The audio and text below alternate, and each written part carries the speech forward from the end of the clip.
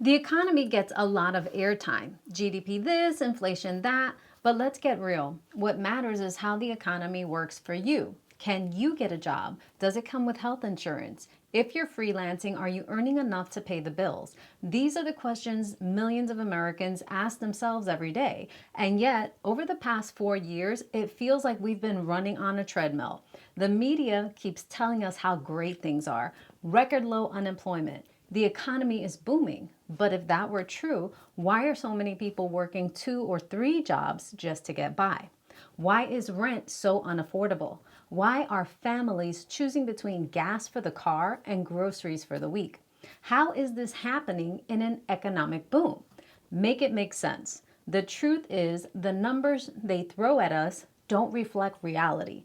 Job creation means nothing if those jobs don't pay a living wage or come with basic benefits. And this gig economy, it's sold as freedom, but for many, it's a hamster wheel. No stability, no benefits, and no end in sight.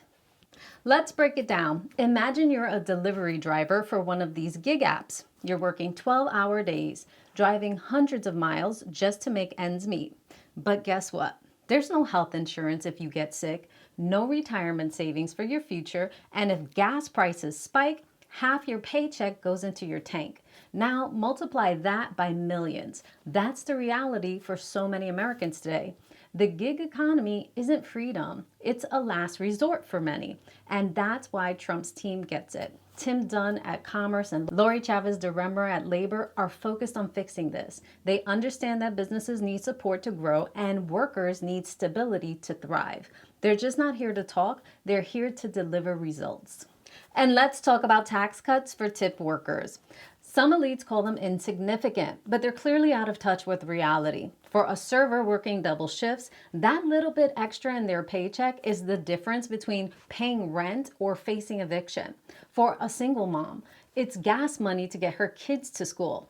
These are real lives and real struggles. Policies like these might seem small to the cocktail party crowd, but for people living paycheck to paycheck, they're lifesavers. They're not asking for a handout, they're asking for a fair shot. And Trump's tax cuts gave them one.